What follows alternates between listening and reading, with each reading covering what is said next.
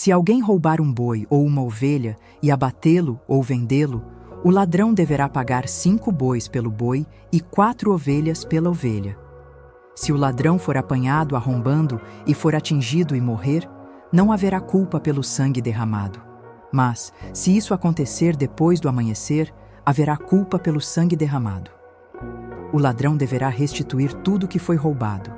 Se não tiver condições de pagar, deverá ser vendido como escravo para pagar o que roubou. Se for pego em flagrante com os bens que roubou, se o boi, o jumento ou a ovelha ainda estiverem vivos, o ladrão pagará em dobro. Se alguém levar seus animais para pastar num campo ou numa vinha, mas deixá-los soltos e eles forem pastar no campo de outra pessoa, a restituição deve ser feita com o que há de melhor no campo ou na vinha do dono dos animais. Se houver uma queimada e o fogo se espalhar para a vegetação e queimar os feixes de trigo, ou o trigo plantado, ou mesmo todo o campo, aquele que causou a queimada deverá arcar com os prejuízos causados. Se alguém der ao próximo dinheiro ou qualquer outra coisa para guardar em lugar seguro, e isso for roubado da casa dele, o ladrão, caso seja apanhado, deve fazer restituição em dobro. Se o ladrão não for apanhado, o proprietário será levado diante de Deus para que se determine se foi ele quem se apoderou dos bens do próximo. Sempre que alguma coisa for roubada, quer sejam bois, quer jumentos, quer ovelhas, quer roupas, qualquer coisa de que alguém sinta falta e cuja posse, reivindique dizendo: é meu. Ambas as partes devem comparecer perante os juízes. Aquele que for considerado culpado pelo juiz deverá pagar em dobro ao outro. Se alguém entregar um jumento, um boi ou qualquer animal a outra pessoa para que ela o guarde em segurança e o animal morrer ou ficar ferido, ou se for perdido sem a presença de testemunhas, os dois deverão fazer um juramento diante do Eterno para decidir se houve apropriação indébita. O dono deverá aceitar isso, e nenhum prejuízo será compensado. Mas, se houver acontecido um roubo, o dono deverá ser indenizado. Se o animal foi despedaçado por animais selvagens, o animal despedaçado deverá ser apresentado como prova, e não se pagará prejuízo algum. Se alguém tomar emprestado um animal do seu próximo, e o animal for ferido ou morrer na ausência do dono, então o prejuízo deverá ser ressarcido. Mas não haverá indenização se o dono estiver presente. Se tiver contratado o animal, o pagamento cobrirá o prejuízo. Se um homem seduzir uma virgem que não esteja prometida em casamento e se deitar com ela, deverá pagar o preço do dote e casar-se com ela. Mas, se o pai da moça não quiser entregá-la, o homem, mesmo assim, pagará o valor do dote das virgens. Não permitam que uma feiticeira continue viva. Quem tiver relações sexuais com um animal receberá pena de morte. Quem oferecer sacrifício a algum deus que não seja o Eterno deverá ser morto. Não maltratem nem se aproveitem dos estrangeiros. Lembrem-se de que vocês já foram estrangeiros no Egito. Não tratem mal os órfãos e as viúvas. Se fizerem isso e eles clamarem a mim, podem ter certeza de que os ouvirei e minha ira cairá sobre vocês. Minha fúria trará a espada contra vocês, e suas esposas se tornarão viúvas, e seus filhos, órfãos. Se emprestarem dinheiro a alguém do meu povo, a qualquer um que seja menos favorecido que vocês, não sejam impiedosos. Não cobrem juros extorsivos. Se pegarem a capa do próximo como garantia, devolvam-na antes do anoitecer. Pode ser que seja a única coberta que ele tem. Com que outra coisa iria se agasalhar para dormir? E se eu ouvir seu próximo clamando por causa do frio, irei intervir a favor dele, porque tenho compaixão.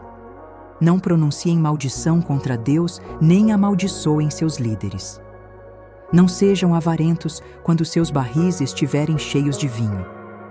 Consagrem a mim seu primeiro filho. Façam o mesmo com relação ao gado e às ovelhas. As primeiras crias devem ficar 7 dias com a mãe, e depois ser entregues a mim. Sejam santos por amor a mim. Não comam carne que é dilacerada e encontrada no campo. ela deve ser dada aos cães. Não passem adiante falatórios maliciosos. Não se associem com o perverso para prestar falso testemunho. Não sigam a multidão na prática do mal e não deem testemunho mentiroso numa disputa apenas para agradar a multidão. E não sejam parciais num processo só porque uma das partes é pobre. Se vocês encontrarem perdido o boi ou o jumento que pertence a seu inimigo, levem o animal de volta para ele. Se virem o jumento de alguém que odeia vocês caído sob o peso da carga, não passem direto nem o abandonem. Ajudem o animal a se levantar. Quando houver uma disputa que envolva os pobres do meio em que vocês vivem, não cometam nenhuma injustiça contra eles. Fiquem longe das falsas acusações. Não colaborem com a morte de gente inocente e de pessoas de boa índole. Não posso aceitar a ideia de o perverso sair impune. Não aceitem suborno, porque ele cega os olhos, que enxergam com perfeição e distorce as palavras de quem diz a verdade. Não se aproveitem do estrangeiro. Vocês sabem o que é ser estrangeiro, pois foram estrangeiros no Egito. Plantem durante 6 anos e façam as colheitas, mas, no 7º ano, deixem a terra descansar, para que os pobres que vivem no meio de vocês possam comer dela, e que os animais selvagens comam o que eles deixarem. O mesmo se aplica às vinhas e olivais de propriedade de vocês. Trabalhem durante 6 dias e descansem no minuto do 7º, para que seu boi e seu jumento possam descansar, e para que seu escravo e os estrangeiros que trabalham para vocês também tenham o descanso necessário. Ouçam atentamente tudo o que digo. Não percam tempo, dando atenção a outros deuses, nem mesmo pronunciem o nome deles. Vocês devem realizar para mim 3 festas todo ano. Na primavera, façam a festa dos pães sem fermento. Vocês comerão pão sem fermento durante 7 dias, no período estabelecido do mês de Abibe, como já ordenei. É o mês em que vocês saíram do Egito. Ninguém deve comparecer diante de mim com as mãos vazias. No verão, façam a festa da colheita, que é quando aparecem os primeiros resultados da produção agrícola. No outono, façam a festa das safras, no fim da temporada, que é quando se contabilizam as safras obtidas durante o ano. 3 vezes por ano, todos os homens devem se apresentar diante do Senhor, o Eterno. Não me ofereçam o sangue de um sacrifício junto com alguma coisa que contenha fermento. Não. Mantenham até amanhã do outro dia a gordura das ofertas apresentadas na minha festa. Tragam à casa do Eterno o melhor da produção do ano. Não cozinhem o cabrito no leite de sua mãe. Estejam prontos. Estou enviando o meu anjo à frente de vocês para protegê-los durante a viagem e para conduzi-los ao lugar que preparei para vocês. Não façam pouco caso dele, mas obedeçam às suas ordens. Não se rebelem contra ele. Ele não vai tolerar rebelião alguma, pois está agindo sob minha autoridade.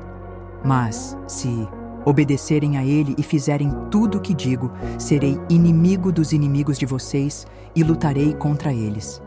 Meu anjo irá adiante de vocês e os conduzirá à terra dos amorreus, dos hititas, dos ferezeus, dos cananeus, dos heveus e dos jebuseus, que eu eliminarei da terra. Portanto, não adorem nem sirvam os deuses deles.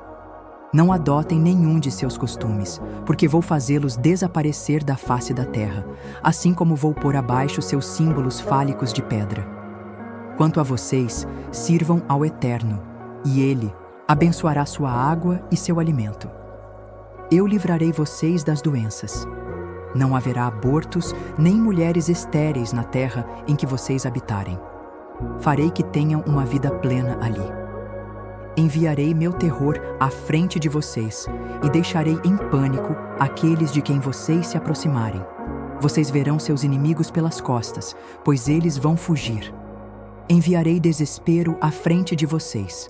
Os heveus, os cananeus e os hititas serão tirados do caminho. Não me livrarei deles de uma só vez, para que a terra não seja tomada pelo mato e pelos animais selvagens. A remoção deles será feita pouco a pouco, enquanto vocês plantam e colhem, e assim vão se apoderando da terra. Farei que suas fronteiras se estendam desde o Mar Vermelho até o Mar Mediterrâneo, e desde o deserto até o rio Eufrates. Estou entregando em suas mãos todos os habitantes daquela terra. Minha ordem é que vocês os expulsem de lá.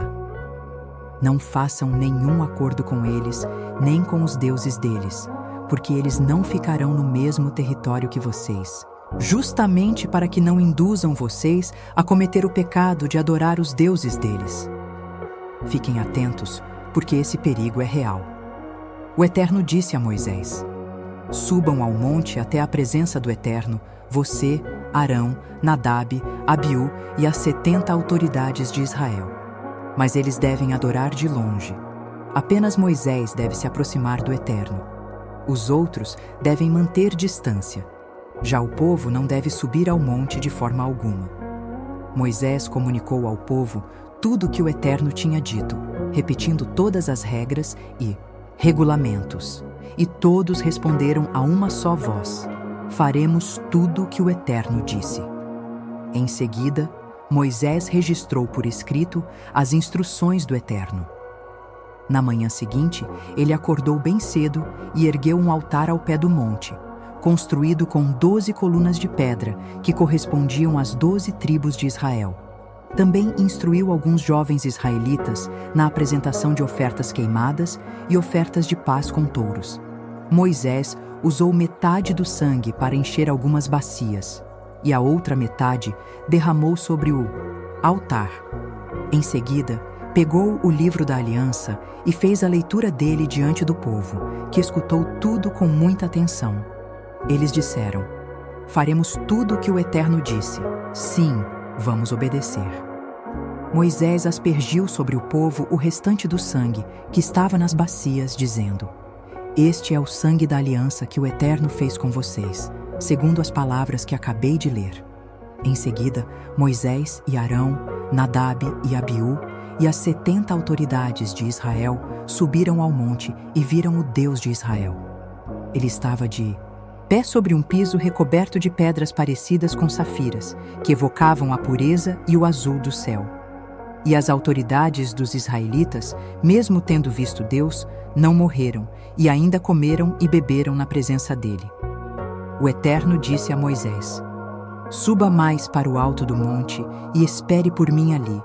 Vou entregar a você algumas tábuas de pedra com as instruções e os mandamentos que escrevi para guiar o povo. Moisés, acompanhado de Josué, seu auxiliar, seguiu para o lugar indicado no monte de Deus. Moisés ordenou às autoridades de Israel: esperem aqui até que voltemos. Arão e Hur ficarão com vocês. Recorram a eles se houver algum problema. Em seguida, Moisés subiu ao monte, que foi coberto por uma nuvem, e a glória do Eterno desceu sobre o monte Sinai. A nuvem cobriu o monte durante 6 dias. No 7º dia, o Eterno chamou Moisés de dentro da nuvem. À vista dos israelitas lá embaixo, a glória de Deus parecia um fogo que ardia no alto do monte. Moisés entrou na nuvem e subiu ao monte. Ficou ali 40 dias e 40 noites.